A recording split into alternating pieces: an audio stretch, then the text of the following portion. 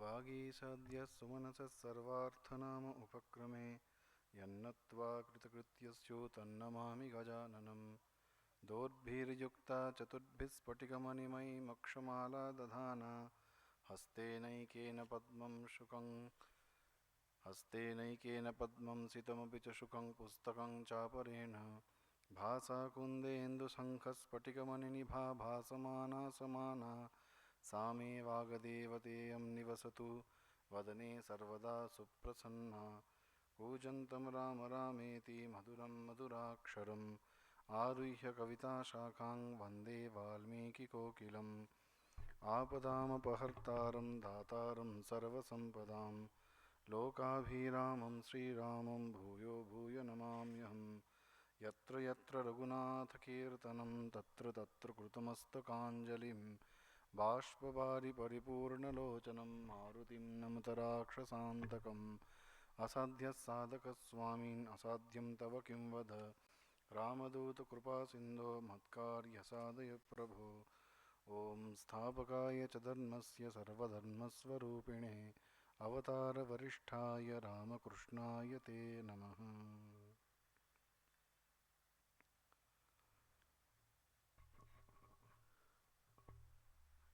শ্রীরামের অনুধ্যান বাল্মীকি রামায়ণ কথার আজ ৪৫তম পাঠ ও আলোচনা। আগের দিন আমরা আলোচনা করেছিলাম যে শ্রীরাম পিতার আদেশ প্রাপ্ত হয়ে কৈকেয়ী তাকে বনে যেতে বললেন। সেই কথা এসে তিনি তার মা কৌশল্যাকে জানিয়েছেন এবং কৌশল্যা বিলাপ করছেন যে শ্রীরামকে ছাড়া তিনি এক মুহূর্ত চিন্তা করতে পারেন না, তাকে ছাড়া 14 বছর কি করে থাকবেন। বিলাপ করতে করতে কৌশল্যা বলছেন, ত্বয়া বিনা চন্দ্র নিভাননত প্রভ, অর্থাৎ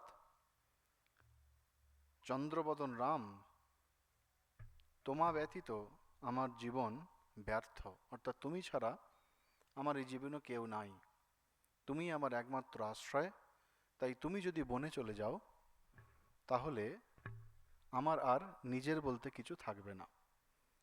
এইরকম যখন কৌশল্যা বলছেন, আমরা আগের দিন বলেছিলাম যে কৌশল্যা যখন কথা বলছেন সেখানে কিন্তু লক্ষ্মণ আছেন।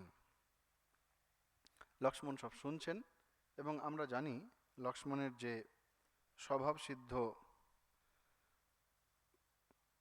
ভঙ্গি, যে তিনি অল্পেতেই ক্রোধাবিষ্ট হন, অর্থাৎ রেগে যান। তাই সব শুনে, কৌশল্যার কথা শুনে লক্ষ্মণ খুব রেগে গেছেন। রেগে গিয়ে প্রথমে কৌশল্যাকে সান্ত্বনা দিচ্ছেন। সান্ত্বনা দিয়ে কি বলছেন, যে মাতা কৈকেয়ীর কথায় রাজ্যশ্রী পরিত্যাগ করে শ্রীরাম যে বনে যাচ্ছেন, আমি এটা একদম মানতে পারছি না। কারণ কৈকেয়ী যে কিনা অন্যায় উপায়ে রাজাকে বশে নিয়ে এসছে এবং রাজা কৈকেয়ীর প্রতি দুর্বলতাবশত কৈকেয়ীর কথাতে রামকে বনে পাঠাচ্ছে।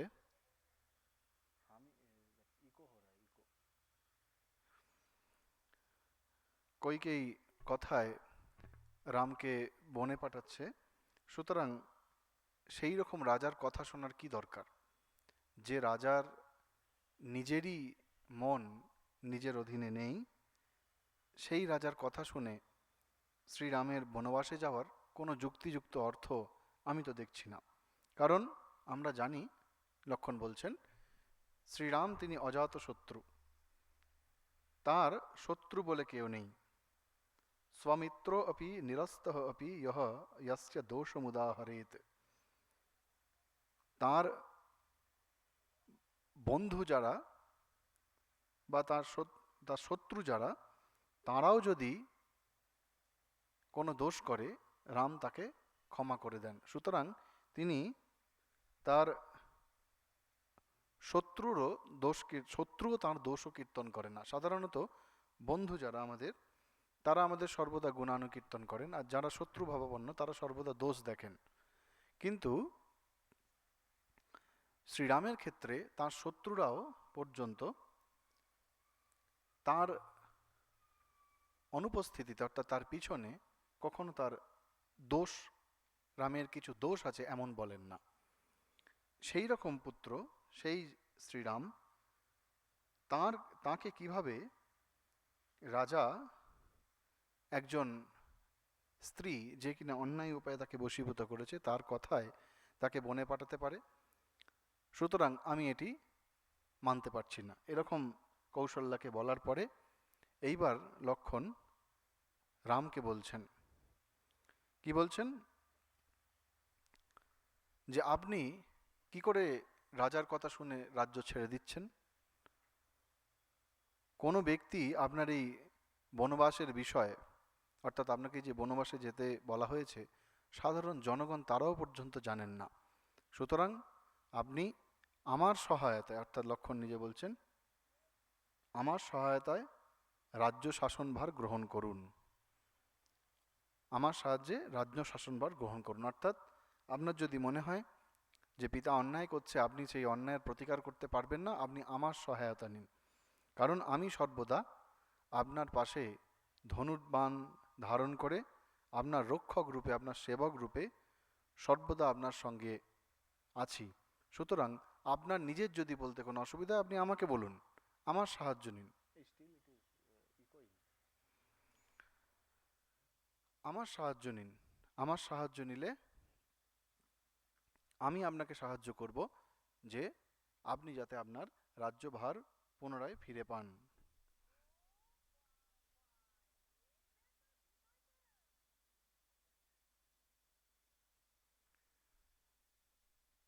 তখন লক্ষণ যখন এরকম বলছেন, লক্ষণের চরিত্রের মধ্যে তার ক্রোধ ফুটে উঠছে। কথা বলতে বলতে লক্ষণ আরও ক্রোধান্বিত হয়ে বলছেন যে যদি কেউ, এই সমস্ত অযোধ্যাবাসী যারা রয়েছেন তাদের মধ্যে কেউ যদি আপনার রাজ্য শাসনভার গ্রহণ করার বিরোধিতা করে, তাহলে আমি আমার তীক্ষ্ণ বাণ দ্বারা রাজ্যের সমস্ত মানুষকে হত্যা পর্যন্ত করতে পারি, সমগ্র অযোধ্যাকে মনুষ্যহীন করে দেব। মানে ক্রোধে লক্ষ্মণের আর দিগ্বিদিক জ্ঞান নেই যে অযোধ্যাবাসী তারা তো কোনো দোষই করেনি, অথচ তিনি বলছেন যে যদি তারা বিরোধিতা করেন, তারা কেউ বিরোধিতা করেননি, কিন্তু লক্ষ্মণ ক্রোধের বশে পড়ে বলছেন সমগ্র অযোধ্যাকেও মনুষ্যহীন করে দেব। এমনকি ভরত, সেও যদি এসে আপনার এই রাজ্য শাসনের বিরোধিতা করে, তাহলে ভরতকে পর্যন্ত আমি বধ করতে এতটুকু পিছপা হব না। শুধু ভরত নয়, ধীরে ধীরে যত লক্ষণ বলতে থাকছে লক্ষ্মণের তত ক্রোধ বৃদ্ধি পাচ্ছে, বৃদ্ধি পেয়ে বলছে এমনকি দরকার পড়লে আমাদের যে পিতা, যিনি কিনা এখন শত্রুতে পরিণত হয়েছেন, অর্থাৎ রাজা দশরথ কইকেয়ীর কথা শুনে রামকে বনবাসে পাঠাচ্ছে, তাই তিনি এখন শত্রু হয়ে গেছেন, সেই শত্রুসম পিতাকে বন্দি বা হত্যাও যদি করতে হয় তাও আমি করতে রাজি আছি, কিন্তু আপনি আপনার রাজ্য শাসনভারের যে অধিকার ছাড়বেন না, আপনি রাজ্যশ্রী ছাড়বেন না। কারণ এবার যুক্তি দিচ্ছেন, আবার যুক্তি দিয়ে বলছেন যে যদি গুরু কুপথগামী হন, গুরুও যদি কুপথগামী হন তাকেও শাসন করা উচিত। তিনি ক্রোধের বশে গুরুর মহিমা ভুলে গেছেন। আমরা কথামৃতে পড়েছি শ্রীরামকৃষ্ণদেব বলছেন যদ্যপি আমার গুরু সুরি বাড়ি যায়, তদ্যপি আমার গুরু নিত্যানন্দ রায়। অর্থাৎ গুরুর দোষ দর্শন করা আমাদের উচিত নয়, শিষ্যের পক্ষে তা কখনোই উচিত নয়, কিন্তু তিনি বলছেন যে গুরুও যদি জ্ঞানরহিত হয়ে কুপথগামী হন তবে তাকেও শাসন করা উচিত। যেহেতু পিতা গুরু, তাই লক্ষণের সমস্ত ক্রোধ এখন রাজা দশরথের উপর যাচ্ছে। আর কি বলছে, আর তিনি বলছেন যে আপনি এবং আমার সঙ্গে প্রবল শত্রুতা করে ভরতকে তিনি রাজ্যশ্রী দিচ্ছেন। এখানে একটা সূক্ষ্ম জিনিস আছে যে লক্ষ্মণ, তিনি রামের মধ্যে কোনো রকম বৈরী ভাব নেই কইকেয়ীর প্রতি বা ভরতের প্রতি বা ইভেন এমনকি দশরথের প্রতি, কিন্তু লক্ষ্মণ বলছেন যে আমাদের প্রতি শত্রুতা ভাব করে রাজা ভরতকে রাজ্যশ্রী দিচ্ছেন, এটি আমি কোনো মতেই সহ্য করতে পারবো না, এটি আমি মেনে নিতে পারবো না। মেনে নিয়ে তিনি কি বলছেন? লক্ষণ রামকে শুনিয়ে কৌশল্যাকে বলছেন, অনুরক্তস্মি ভাবেন ভ্রাতরম দেবী তত্ত্বতঃ সত্যেন ধনুষা চৈব দত্তেনেষ্টেন নে শাপে। অর্থাৎ হে দেবী, কৌশল্যাকে বলছেন, মাতা, সত্য, ধনু, দান ও ইষ্টদেবতার নামে শপথ করে বলছি, আমি যথার্থই আন্তরিকভাবে জ্যেষ্ঠ ভ্রাতা শ্রীরামের অনুরক্ত। এখানে লক্ষ্মণের এই বক্তব্যের মধ্যে শ্রীরামের প্রতি তার যে ভালোবাসা, তার প্রতি যে সেবা ভাব, সেটি সম্পূর্ণ ফুটে উঠেছে। কিন্তু তার প্রকাশ এমন একটা সন্ধিক্ষণে হচ্ছে, এমন একটি পরিস্থিতিতে হচ্ছে, যেখানে একজন ভাই হিসাবে সে তার যুক্তি দেখালেও ধর্মের দিক থেকে সেই যুক্তি কখনো মেনে নেওয়া যায় না। কারণ সে অকারণে কখনো অযোধ্যাবাসীকে হত্যা করব বলছে, কখনো ভরতকে হত্যা করব বলছে, কখনো পিতাকে বন্দি করব, হত্যা করব বলছে। সে জানেও না যে এদের মনোভাব কি হবে। সুতরাং না জেনে, কিন্তু যেহেতু রামের প্রতি তার প্রচণ্ড অনুরাগ রয়েছে, সেই অনুরাগ থেকে, ভালোবাসা থেকে, শ্রদ্ধা থেকে, সেবা ভাব থেকে লক্ষণ কথাগুলি বলছে। আর কি বলছে? আরো বড় কথা বলছেন লক্ষণ, দীপ্তমগ্নিমরণ্যম বা যদি বা রামঃ প্রবেক্ষ্যতি প্রবিষ্টম তত্র মাং দেবী ত্বম পূর্বমবধারয়। বলছেন, হে মাতা, শ্রীরাম যদি প্রদীপ্ত অগ্নিতে, অর্থাৎ জ্বলন্ত অগ্নিতে বা অরণ্যে প্রবেশ করেন, তবে আপনি জেনে রাখুন যে আমি সেখানে পূর্বেই প্রবেশ করেছি। পূর্বমবধারয়, অর্থাৎ এমন যদি পরিস্থিতি হয় শ্রীরাম অগ্নিতে প্রবেশ করতে যাচ্ছেন, জানবেন আমি আগে থেকেই সেই অগ্নিতে প্রবেশ করে রয়েছি। অর্থাৎ শ্রীরামের সেবায় আমি সর্বদা সজাগ রয়েছি। তাই শ্রীরামের কোনো রকম অনিষ্ট হতে আমি দেব না। তা সে অরণ্যেই প্রবেশ করুক বা অগ্নিতেই প্রবেশ করুক, আমি আমার বীর্যবত্তার দ্বারা, আমার ধৈর্য শৌর্যের দ্বারা সমস্ত দুঃখ হরণ করব। এবং এই নীচ প্রবৃত্তি সম্পন্ন, তিনি বলছেন, কৃপণম চ স্থিতম বা অল্পে বৃদ্ধভাবেন গর্হিতম, নীচ প্রবৃত্তি সম্পন্ন বৃদ্ধা পিতাকে দরকারে আমি হত্যা পর্যন্ত করব। রাম সমস্ত কিছু শুনলেন, লক্ষ্মণের এই সমস্ত কথা। লক্ষ্মণ যখন এই সব কথা বলছেন, কৌশল্যা তখন, যিনি এতক্ষণ বিলাপ করছিলেন যে রাম চলে গেলে তিনি কিভাবে থাকবেন, সেই বিলাপ করছিলেন, তিনিও এখন যুক্তি দেখাতে শুরু করলেন।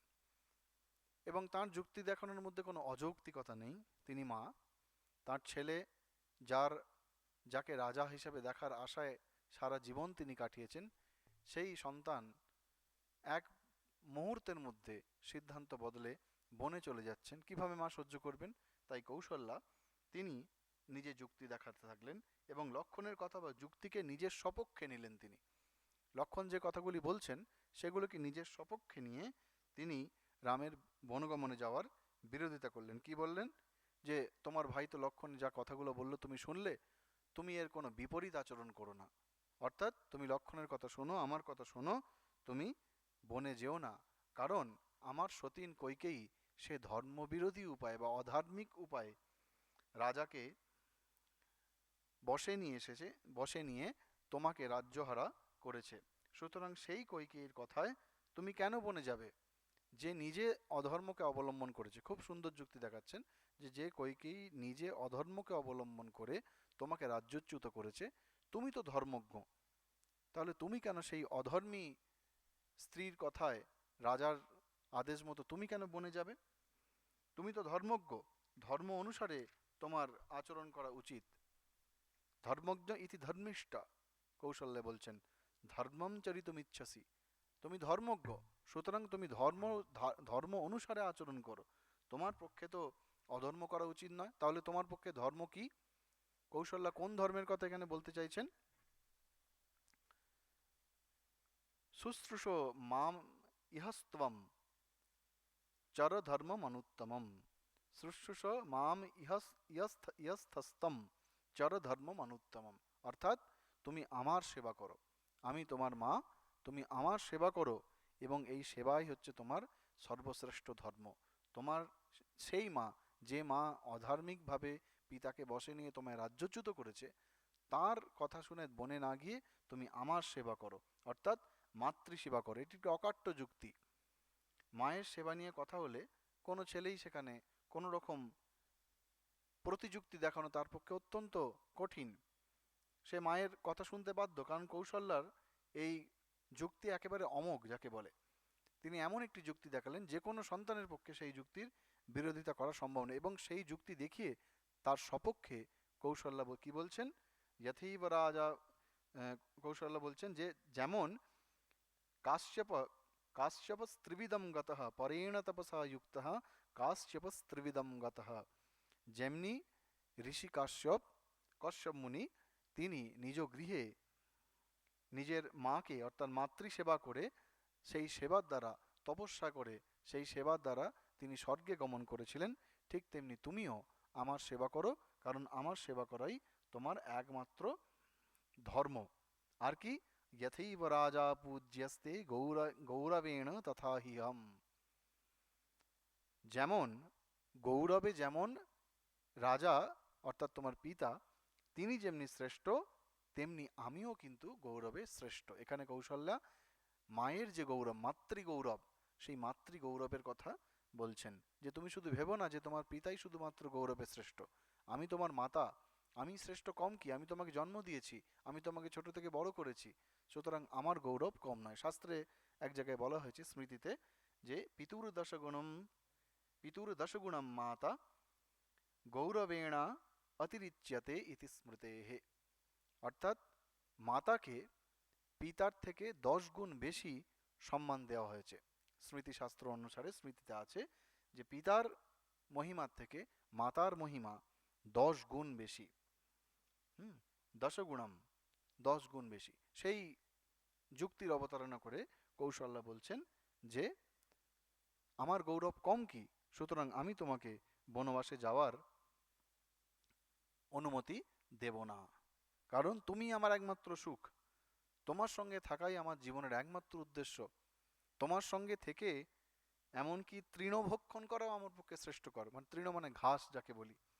ত্বয়া সহ মম শ্রেয় তৃণানামপি ভক্ষণম, তোমার সঙ্গে থেকে যদি আমাকে সামান্য তৃণ খেয়ে জীবনযাপন করতে হয়, তাতেও আমার সুখ আছে, তাতেও আমার কোনো অসুবিধা নেই, কিন্তু তোমাকে ছাড়া আমি থাকতে পারবো না। যদি তুমি আমাকে ছেড়ে একেবারে শেষে, যেটা একবারে ব্রহ্মাস্ত্রের মতো, তুমি যদি আমাকে ছেড়ে বনে চলে যাও, তাহলে আমি প্রায়োপবেশন করে অর্থাৎ উপবাস করে মৃত্যুবরণ করব। একেবারে খুব বড় কথা বলে দিলেন, যা সোজা কথায় তুমি আমাকে ছেড়ে গেলে আমি মৃত্যুবরণ করব।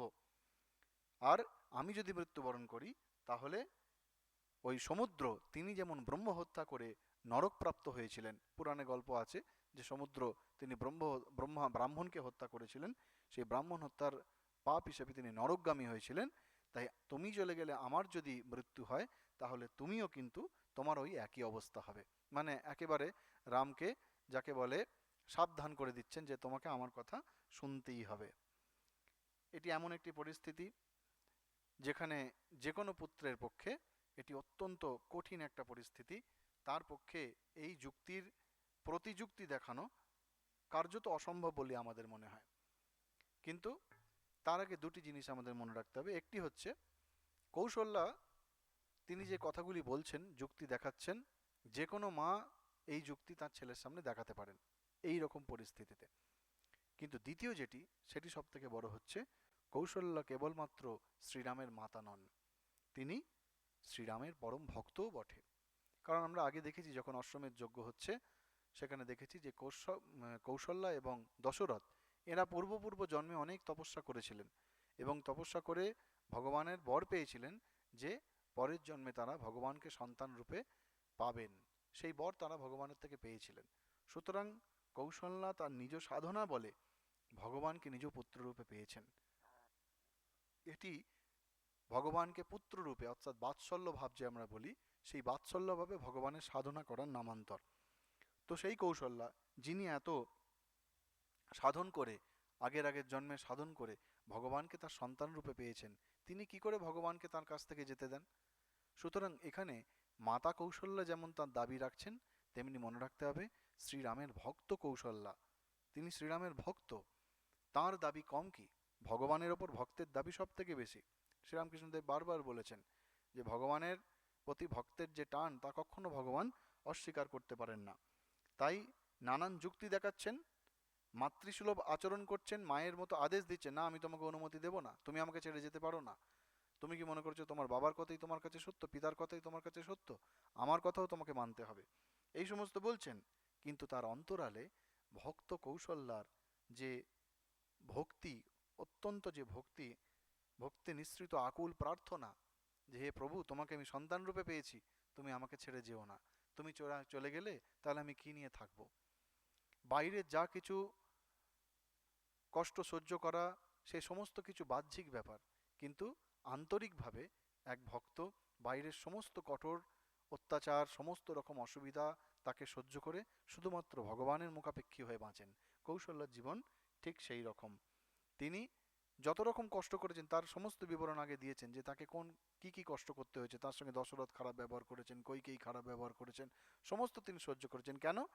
কারণ তিনি জানেন যে শ্রীরাম যিনি কিনা ভগবান, তিনি নিজেও তার সন্তান রূপে এসেছেন, তার সঙ্গ পাওয়া, তার সঙ্গে থাকাই তার পক্ষে যথেষ্ট। তাই এটি একটি বিষম পরিস্থিতি, একটি ধর্ম সংকটের মতো। একদিকে পিতার আদেশ, অন্যদিকে মাতা কৌশল্যার অনুমতি না দেওয়া।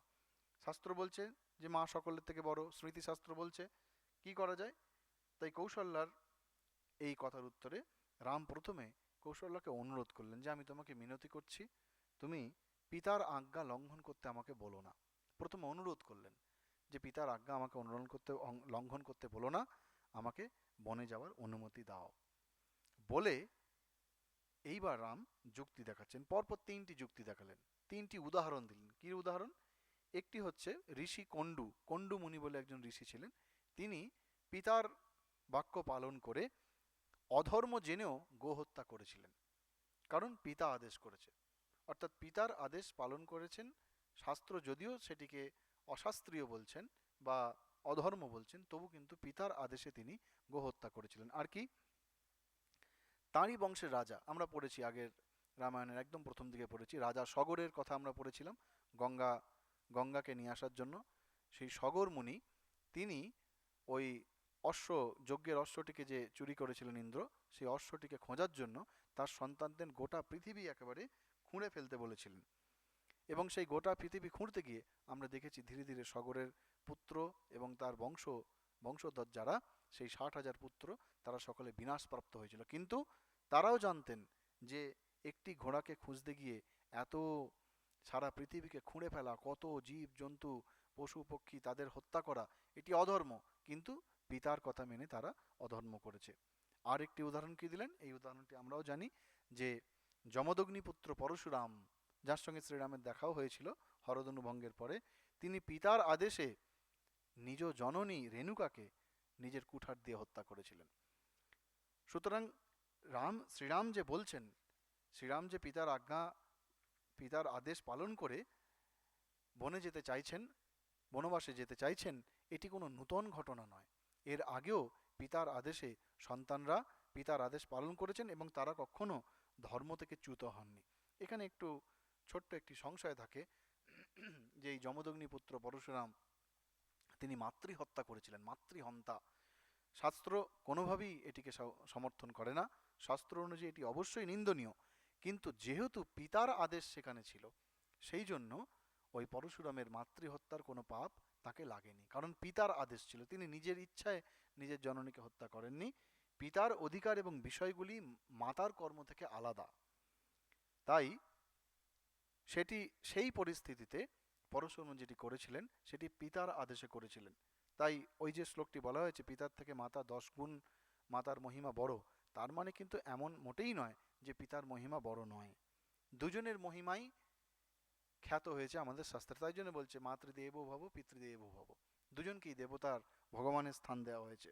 তাই পিতার মহিমা কোনো অর্থেই কিন্তু কম হয় না। সেই জন্য উভয়ের যথাযথ সম্মান রয়েছে, কিন্তু পরিস্থিতির বিচারে এক এক সময় এক এক রকম অনুষ্ঠান করা উচিত। তো এইসব বলে শ্রীরাম বলছেন, সুতরাং আমি যা করছি, আমার পূর্বজরা, আমার পূর্বপুরুষরা এবং বড় বড় মহাপুরুষরা, তারাও যে পথ অবলম্বন করেছেন, অর্থাৎ তারাও পিতার আদেশ পালন করে, পিতা তাদের যেরকম আদেশ দিয়েছেন সেই আদেশ তারা পালন করেছেন। সেই রকম আমিও আমার আমিও সেই রকম আদেশ পালন করছি। সুতরাং আমি নূতন কিছু করছি না, আমি যেটি করছি সেটি আমার পূর্বজ বা মহাপুরুষদের দেখানো পথে আমি অনুসরণ করছি। এইভাবে বলে তিনি শেষে বলছেন যে আমি পিতার আদেশ কোনোরূপই ভঙ্গ করব না, আমি পিতার আদেশ পালন করে আমি বনবাসে যাব, কোনোভাবেই আমি ধর্মচ্যুত হব না। এরম কৌশল্যাকে বললেন। বলে এইবার শ্রীরাম লক্ষ্মণের সঙ্গে কথা বলছেন, কারণ লক্ষ্মণ প্রচণ্ড ক্রোধান্বিত হয়ে আছেন, লক্ষ্মণ রেগে আছেন।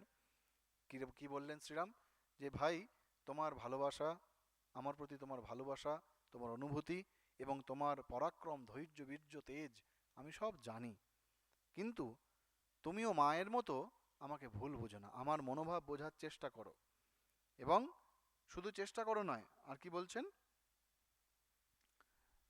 ধর্মো হি পরমো লোকে ধর্মে সত্যম প্রতিষ্ঠিতম ধর্ম সংসৃত্যম অপি এতৎ পিতুর্বচনমুত্তমম। অর্থাৎ পৃথিবীতে ধর্মই শ্রেষ্ঠ, কোনো রূপে কোনো অবস্থাতে আমাদের ধর্মচ্যুত হওয়া উচিত নয়। আর সত্য ধর্মেতেই প্রতিষ্ঠিত। ধর্ম আর সত্য এ দুটি যেন মুদ্রার এপিঠ আর ওপিঠ। সত্য ধর্মেতেই প্রতিষ্ঠিত। তাই পিতার এই বাক্য ধর্মাশ্রিত, পিতা আমাকে যেটি বলেছেন সেটি ধর্মসঙ্গত, সেটি অধার্মিক নয়, ধর্মসঙ্গত। সেই জন্য পিতার আদেশ পালন করতে আমি বদ্ধপরিকর, আমি কোনোরূপেই পিতার আদেশ লঙ্ঘন করতে পারবো না। আর কি বলছেন, সংশ্রুত্য চ পিতুর্বাক্যম মাতুর্বা ব্রাহ্মণস্য বা ন কর্তব্যম বৃথা বীর ধর্মমাশ্রিত্য তিষ্ঠতা। অর্থাৎ হে বীর লক্ষণ, পিতা, মাতা এবং ব্রাহ্মণের বাক্য পালনের অঙ্গীকার করে। অর্থাৎ পিতা যদি কোনো কথা বলেন, মাতা যদি কোনো কথা বলেন এবং ব্রাহ্মণ, এই তিনজন যা কর্তব্য আমাদের পালন করতে বলেন তা আমাদের কোনোভাবে লঙ্ঘন করা উচিত নয়। ধর্মাশ্রয়ী পুরুষের পক্ষে তা কখনো লঙ্ঘন করা উচিত নয়। সুতরাং পিতা আমাকে যেটি বলেছেন কোনো অর্থেই আমি সেই কথার উল্লঙ্ঘন করতে পারবো না। কারণ পিতার পিতার নির্দেশে বা পিতার বর পেয়ে কইকেয়ী যা বলেছেন সেটি কইকেয়ী তার স্বভাব অনুসারে বলেছেন, তিনি তার ধর্ম পালন করেছেন। সুতরাং আমি সেই নির্দেশ কখনো উল্লঙ্ঘন করব না। বলে তিনি কি বলছেন, যে তদেতম বিসৃজ অনার্যাম ক্ষত্রধর্মাশ্রিতাম মতিম। অর্থাৎ ক্ষত্রিয় অনার্য ধর্মের আশ্রিত যে অনার্য বুদ্ধি, অর্থাৎ একজন ক্ষত্রিয়ের পক্ষে রেগে যাওয়া, ক্রোধান্বিত হওয়া, এটি অত্যন্ত সাধারণ। মহাভারতে বর্ণনা করা হয়েছে যে ক্ষত্রধর্ম মহারৌদ্র ষটকৃত্য ইতি স্মৃতঃ। অর্থাৎ ক্ষত্রিয় ধর্ম, যিনি ক্ষত্রিয় তিনি সবসময় মহারৌদ্র, সবসময় রেগে থাকেন, ক্রোধান্বিত হয়ে থাকেন। ক্রোধাবিষ্ট হওয়া তার সাধারণ গুণ একজন ক্ষত্রিয়ের পক্ষে। ষটকৃত্য, এবং তার মধ্যে শঠতা থাকবে। শঠতা মানে কটুতা, বা শঠতা মানে কুটিলতা। এইগুলি সব ক্ষত্রিয় ধর্মের মানুষের মধ্যে থাকা স্বাভাবিক। কিন্তু তুমি এই পরিস্থিতির মধ্যে ওই সমস্ত গুণগুলো দ্বারা তাড়িত হইও না, ওই সমস্ত গুণগুলো দ্বারা তুমি কোনোভাবেই এই অবস্থাতে তাড়িত হইও না। তাই উগ্রতা করো না, মা তৈক্ষ্যম বলছেন, তুমি উগ্রতা করো না, উগ্র স্বভাব তুমি ধারণ করো না। সেই উগ্র স্বভাব ত্যাগ করো। ত্যাগ করে কি করো, মদ্বুদ্ধিহি অনুগম্যতাম। খুব সুন্দর কথা বলে দিলেন, যে আমার বুদ্ধি অনুসারে চলো, অর্থাৎ তুমি আমাকে অনুসরণ করো। এখানে একটি সুপ্ত জিনিস, সেটি হচ্ছে তিনি শুধুমাত্র এই কথাটি বলে লক্ষ্মণের মধ্যে যে সংশয় তৈরি হয়েছে যে শ্রীরামের বনে যাওয়া কোনো মতেই উচিত নয়, যে সংশয় তৈরি হয়েছে সেই সংশয় তিনি দূর করলেন না। শুধুমাত্র লক্ষ্মণ যিনি কিনা একটু আগেই বলছিলেন যে তিনি শ্রীরামের সেবাতে তিনি নিযুক্ত, সেই সেবক হিসাবে কিছুক্ষণের জন্য হলো লক্ষ্মণ তার নিজের দায়িত্ব ভুলে গিয়েছিলেন। সেবকের দায়িত্ব কি না, যার সেবা করছি তিনি যেরকম বলবেন সেই রকম চলাই হচ্ছে সেবকের ধর্ম। সেবকের কোনো নিজস্ব ধর্ম নেই, সেই জন্য সেবকের কোনো নিজস্ব চাহিদা নেই, সেবকের কোনো নিজস্ব বক্তব্যও থাকা উচিত নয়। সেবক মানে তিনি যার সেবা করছেন তার প্রতি তাকে সম্পূর্ণ শরণাগতি দরকার, সম্পূর্ণ সেবা ভাব তার দরকার। তো সেই সেবা ভাব যার মধ্যে আছে সেই সেবককে কোনো পরিস্থিতিতেই যার সেবা করার জন্য তিনি সদা তৎপর, তার কথার অন্যথা করা উচিত নয়। তাই লক্ষ্মণের সংশয় তিনি দূর করলেন, এবং সঙ্গে সঙ্গে শুধু তাই নয়, লক্ষ্মণকে এক প্রকার তার সঙ্গে বনে যাওয়ার অনুমতিও কিন্তু ঘুরিয়ে অত্যন্ত প্রচ্ছন্নভাবে শ্রীরাম দিলেন। কিন্তু তাতেও লক্ষ্মণের মতান্তর এখনো হয়নি। লক্ষ্মণ কিন্তু এখনো শ্রীরামের কথার রাজি হননি, আমরা পরে দেখতে পাবো। এই সমস্ত বলে লক্ষ্মণকে একটু বুঝিয়ে তারপর শ্রীরাম আবার কৌশল্যাকে বলছেন যে আপনি আমার বনে যাবার জোগাড় করুন। বনে যাবার জন্য যে সমস্ত শান্তি সস্তায়নে সব কিছু স্বস্তিবাচনে সব করতে হয়, সেই সমস্ত স্বস্তিবাচন করুন, করে আমার বনে যাওয়ার জন্য আপনি সমস্ত ব্যবস্থা করুন। যদি আপনি আমার কথা না শোনেন, এবার রামও বলে দিলেন, শাপিতাসি মম প্রাণৈহি, আপনি যদি আমার না কথা শোনেন, তাহলে আমরা কথা কথা বলেন আমার দিব্যি রইল। দিব্যি রইল মানে কি? মানে আপনি যদি আমার না কথা শোনেন, তাহলে আমার মৃত্যু হবে। শ্রীরামও ঠিক কৌশল্যা যেরকম বলেছিলেন সেই রকমভাবে শ্রীরামও তার মাকে শোনালেন। এবং শুধু তাই নয়, শুনিয়ে তিনি যজাতির উপাখ্যান শোনালেন। যজাতির কথা মহাভারতে পাওয়া যায় যে তিনি ওই শুক্রাচার্যের কন্যা দেবযানীকে বিবাহ করেছিলেন, এবং পরে শুক্রাচার্য দ্বারা অভিশপ্ত হয়ে তিনি বার্ধক্যে মানে বৃদ্ধ হয়ে যান। তিনি কোনো দোষ করেছিলেন, সেই দোষের জন্য শুক্রাচার্য তাকে অভিশাপ দিয়েছিলেন।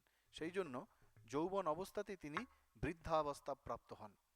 হঠাৎ করে তিনি বৃদ্ধ হয়ে যান ওই অভিশাপের জন্য। এবং যখন বৃদ্ধ হয়ে গেলেন, তখন তিনি দেখছেন তার মনটা কিন্তু তখনও যৌবনে রয়েছে, কিন্তু শরীর বৃদ্ধতা প্রাপ্ত হয়েছে, বৃদ্ধ অবস্থা হয়ে গেছে শরীরে। কি করবেন?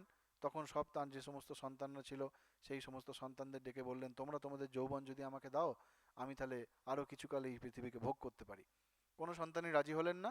শেষে একটি দাসী ছিল, তার নাম হচ্ছে শর্মিষ্ঠা। সেই দাসী পুত্র পুরু, তিনি এক কথায় তার নিজের যৌবন যজাতিকে দিয়ে দিলেন, এবং যজাতি তখন সেই যৌবন লাভ করে বহু বছর পৃথিবীর সমস্ত ভোগ, যত রকমের ভোগ করা একটা মানুষের পক্ষে সম্ভব, সমস্ত কিছু ভোগ করলেন। কিন্তু পরে তিনি বুঝতে পারলেন যে এই ভোগের দ্বারা কোনোদিন ভোগের অন্ত হয় না, ত্যাগেতেই একমাত্র আনন্দ। আর এই একটার পর একটা ভোগ করতে গেলে সেই ভোগের কোনো অন্ত নেই, তা অগ্নিতে ঘৃতাহুতির মতো। যেমন অগ্নিতে ঘি দিলে সেই অগ্নি আরও জ্বলে ওঠে, ঠিক তেমনি এই একটার পর একটা ভোগ করতে করতে তিনি এই বোধ তার মধ্যে জাগলো।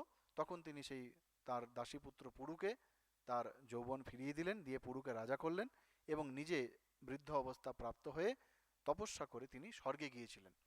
এবং সেই স্বর্গে গিয়ে তিনি স্বর্গে আছেন, এমন অবস্থায় আমার তার একবার স্খলন হলো। কীরকম না, ইন্দ্রের সঙ্গে তিনি কথা বলছিলেন। ইন্দ্র তাকে জিজ্ঞাসা করছেন যে আপনি কত যজ্ঞ করেছেন।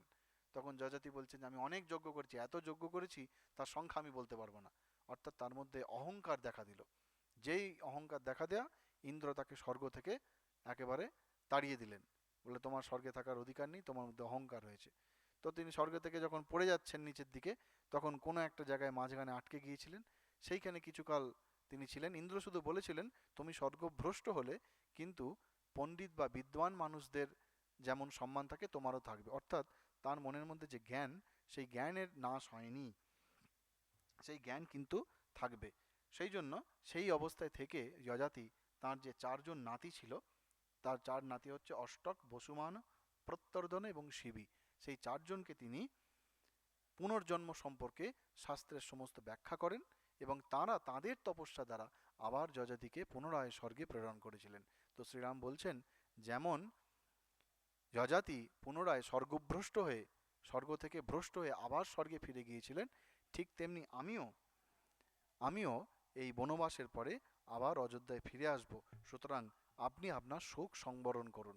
কারণ এই মুহূর্তে যদি সবথেকে শোক যদি বেশি হয়, সেটি শ্রীরামের। তবুও সেই শোককে সংবরণ করে তিনি ধর্মের প্রসঙ্গ করছেন।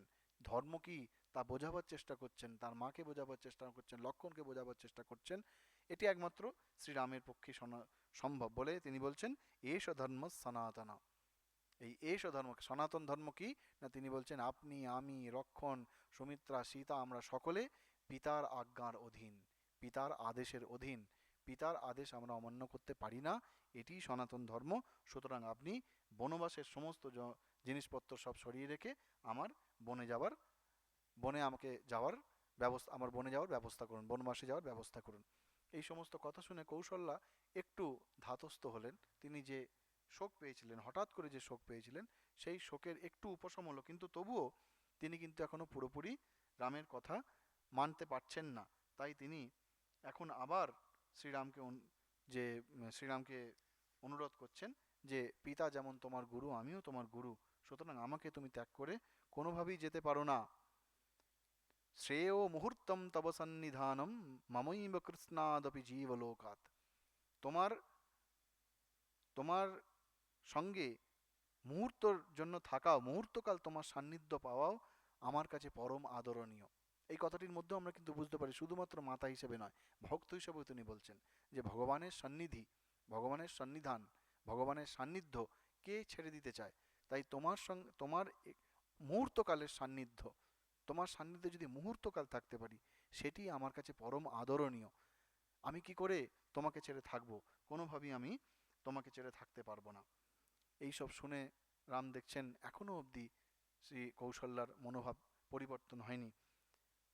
তখন রামের কিরকম অবস্থা, বাল্মীকি খুব সুন্দর ভাষাতে, এত সুন্দর কথায়, শ্লোকের মাধ্যমে রামের অবস্থা বর্ণনা করছেন। কি বলছেন?